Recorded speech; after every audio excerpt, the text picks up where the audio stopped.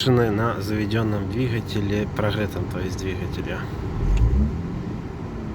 Вот она как-то медленно как-то опускается, ступенчато, я бы сказал. И звук такой какой-то непонятный. Ну, как свист. Когда едете, идет свист.